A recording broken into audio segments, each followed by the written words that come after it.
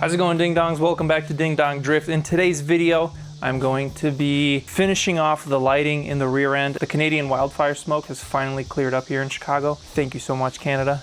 I know it's not your fault, I know it's the capitalists, but man, that was awful. We hit an AQI in Chicago downtown, which is 20 miles away, of 740. That's just crazy. That's like, I think they said it's like smoking 100 cigarettes a day. It's literally toxic to be outside in that type of weather or in that type of air quality.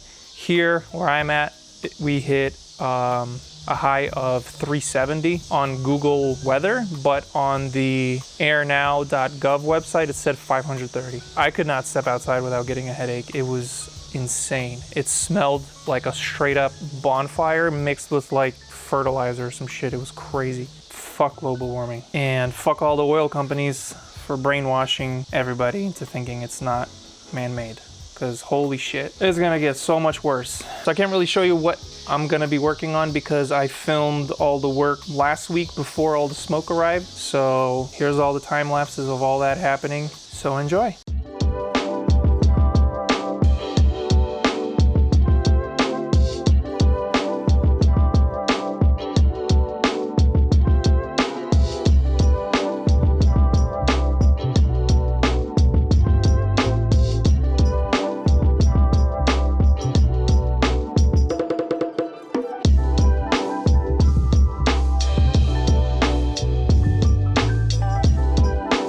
All right, so now we're back in present time, and as you can see, I still need to do a little bit more sanding. I just wanna get this light mounted, and if you look closely, I already drilled the holes for it. It's pretty difficult, but you can see what I did was I taped it on where it needs to be on the trunk, and then I used a paintbrush that I sprayed spray paint on to mark where the bolt slots are, and I kind of went too far. I had to remeasure stuff, so it was kind of a pain in the ass. This is the hole for the button to open the trunk, and yeah, so let's take a look at the actual light itself.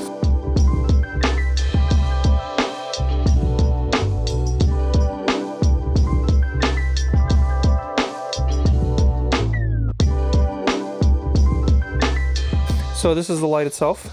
You can see it's just little brake light extensions with a little cap in here. So there's a slot 3D printed inside that is white, same as the taillights here, and it has the same 3D honeycomb infill in the lens with 1 perimeter and 7% infill, and a extrusion thickness of 0.6 millimeters. So it's a little more rigid and a little thicker. It also smooshes the filament a little more, giving it a little more clarity. So this is what I was talking about, the slots. You can see I have little slots for these T-bolts. These are the same ones I use for my side markers. And then here is the trunk button. This is off a Highlander, and it was, I think, $16 on eBay. So that's why I bought it. Super simple. There's just little slots in there, and then the screws expand the plastic clips, and it stays in place. Doesn't need to be anything crazy because it's just going to be sitting right there. So what I need to do now, wire up the actual lights. So I'm going to first sand down this huge clump. I'm going to do this body work later. You can see I also did this because this quarter panel wasn't low enough. It wasn't sticking out far enough. So I had to fill that in with a bunch of Bondo. Gotta sand that down, And I also filled in all the cracks, and I started hand sanding them in the doors. So there's cracks there. Filled in these little gaps where the glue was not fully through. Cracks over there. These are the ones I filled in the winter with super glue. Hopefully everything holds up. For the molding process, I think the clear coat will really seal things up, and I'm not gonna really have to worry about it too much. So I'm not gonna film sanding this, but I'm gonna film wiring this up. So let's do that right now.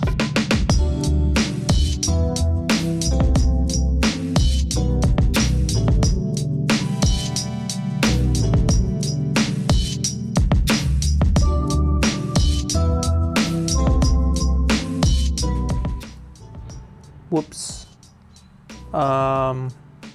So yeah, yesterday my friend Jonas came over, and kind of forgot to record. As you can see, the light bar is wired. The wire runs through the trunk here, I don't know if it'll close with the plug. No, it will not. That's cool. All right, well, fucked up a little bit there. But yeah, wires are run through. So I got, see, wires here that I now need to connect to the brake light wire on this harness here. I don't know if you can see that. And then I also have to run this through the trunk here somehow, and then run it to the trunk latch thingy-majig opening thing. I don't know what it is. I don't even know how it works. That's the thing I gotta figure out first. I'm guessing like one thing is power, the other one's ground or something. It's the next day again. I don't know why I keep doing this. I keep forgetting to record stuff, but yeah, I did some stuff. So the button is now has a wire for it. You can see I made this little sub harness loom here that goes through the thingy, and then the wires come out through here. So this is for the button. So I'm gonna take power from here, because this is a 12 volts from the fuel level sender, and that thing doesn't work anymore. I'm pretty sure there's 12 volts here. I just got to turn the car on and see, but I'm pretty sure there's 12 volts right here in one of these pins. So I can take it from that. I can take this plug to this pin right here. I already tested the latch. It does work with 12 volts, so the latch is good. Put 12 volts to here, ground this other end here. I'm gonna just literally ground it over here to the trunk.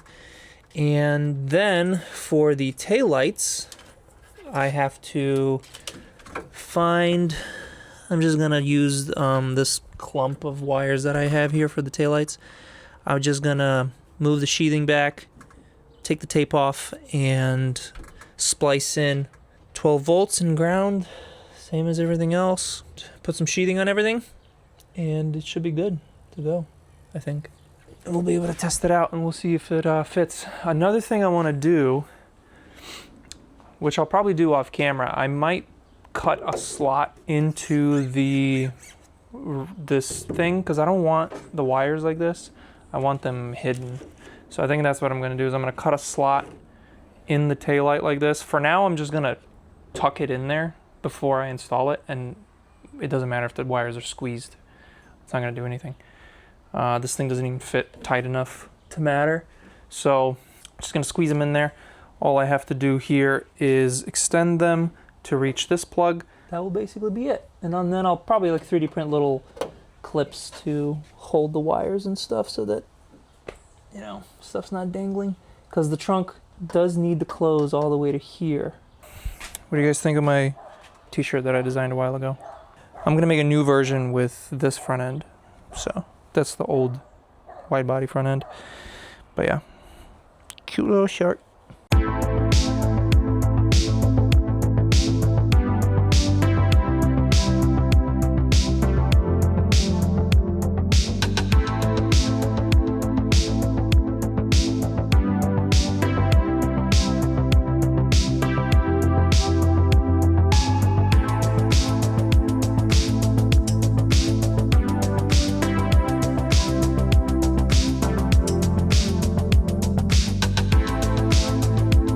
Use up this little bit of Tefsol wiring that I had from my PDM. I bought a flying lead harness for my PDM, and this is all I have left. It's just a bunch of CAN bus wiring. But here's a pro tip. If you're ever parting out a car, I recommend you break down at least one engine or chassis harness, and you will have enough wire for, I don't know, dude, 4 project cars you could build out of this. It's not, you know, the best. It's not Tefsol, but it's still good wire. This is just one chassis harness out of the SC. This is the old chassis harness out of this car, and this is all the wiring I got for it. So it's a lot of work, you know, taking all the tape off and all the sheathing and everything. It's a pain in the ass, but boy, is it worth it. So this is done. That's plugged in. That's plugged in. Wires are tucked. This just needs to be, you know, I'll probably make like a little holder or something right here. I don't know, gotta figure it out. Unfortunately, I have some bad news. I don't actually have 12 volts here. This is a 5-volt pull-up resistor, so there's only 5 volts there that actually can't output any amps. I can't actually hook up the button, which sucks. I wanted to try that, but I don't have any constant 12 volts here. I could use the fuel pump, but then it's like the fuel pump needs to be running to open the trunk, which is really stupid.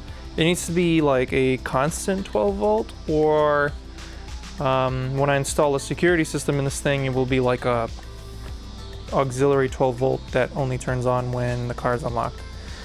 So we'll just keep going for today.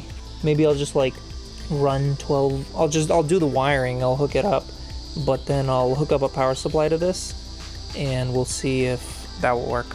Maybe just to test it. I just want to see if it'll work, because I really want to open the trunk with the button, because that would be really cool. But for now, let's just finish wiring the taillights, and then we'll see how all that looks. I have the lights on right now, and it looks so freaking good. It's just so cool. I love it so much. So happy with how this turned out. It looks so much better than when I just had the original rear on the car. So let's finish this wiring. We'll test everything out. And it's about to be dark, so we'll be able to go see how everything looks in the dark. I am gonna have to take this off though. Yeah, that looks terrible.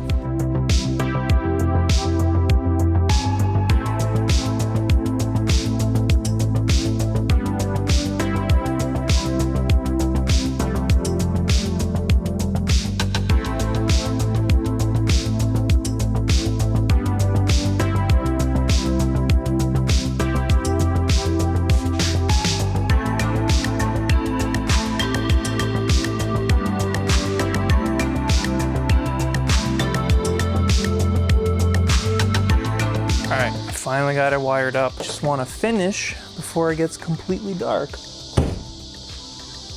Nice. Lines up almost perfectly, but this taillight can go up. Once it's all finished and whatever, it will be fine. You guys are going to see it first. Does the brake lights work?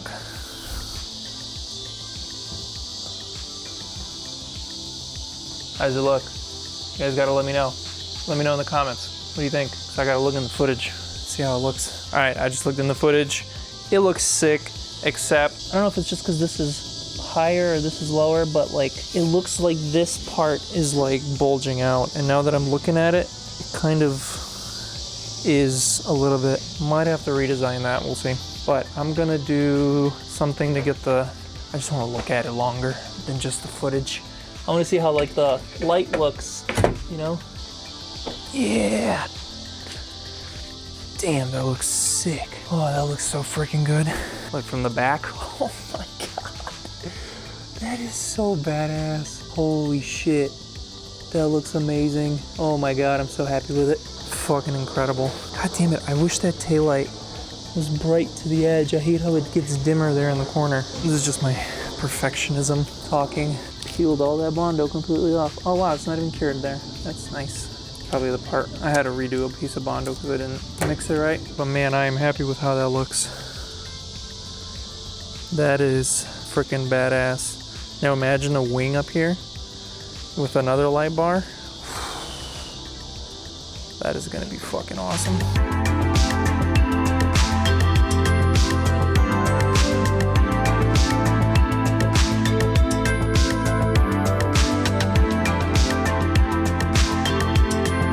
With the lock still, this is where the key used to be in the taillight.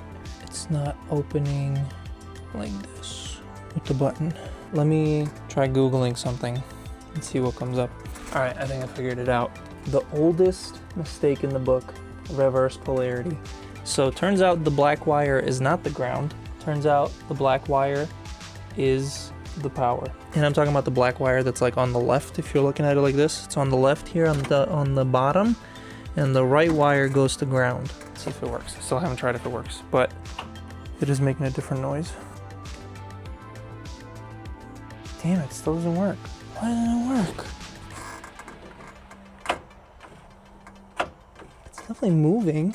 For some reason, it only moves when it's not latched. Look, listen, now it's moving a bunch. You hear that? It's like the gear moving in and out. Let me show you with a light. All right, so this is gonna be upside down. But you see that gear in there? Watch what happens when I press the button. Come on, focus. See that? So it's working, but when it's actually closed, it doesn't work. Okay, I don't know how I'm gonna show this with one hand, but here, let me just place this down. Okay, so this is some sort of lock bypass thing or something, I don't know. So you don't use this. This is just completely pointless. I'm just gonna remove this entire thing. So when this is installed in the car, this thing obviously grounds to the car, and it only needs 12 volts. So see, now I have it grounded to itself. And if I push that in, you see this little lever pushes this button in, which then disables this. So that's like how would that work in the car? Like, where does this go in the original car? That's what I'm confused about. Whatever, it doesn't matter. But look, boom. So now it works. I'm going to put this back in, find the bolt that I dropped, and test it again. All right, see? Got the ground on the chassis, power on the black wire, closed. Dude, that's fucking awesome. Holy shit. Why is that so exciting? Look at that. Fuck yeah. That is badass. Oh my god, I'm so happy. Awesome. Super, super awesome. Going bands and it's making them dance like damn. Stick with me, I got a plan. Like damn. Going bands and it's making them like damn. Stick with me, I got a plan. Like damn. Going bands and it's making them. I got a lot to like clean up and stuff, so I'm just gonna pack it up and call it a day. Overall though, super happy with how this turned out. You can see the wiring's done. Car looks freaking sick. Super happy with how the taillights turned out. Super happy with the bar, with the trim, trunk trim, whatever you wanna call it. Looks freaking sick.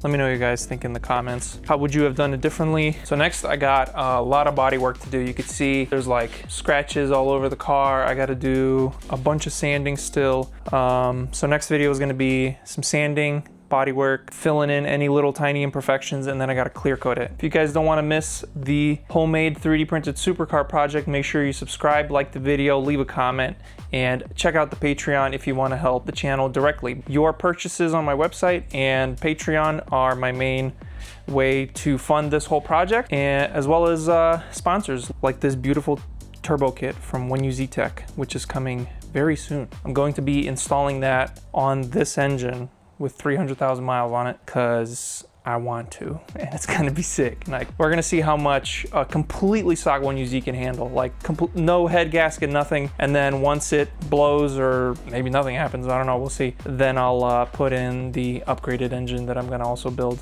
eventually, but not now. That's gonna be it for this one, ding dongs. Thank you so much for watching. Peace out, stay sweet, and I'll see you guys next week. America.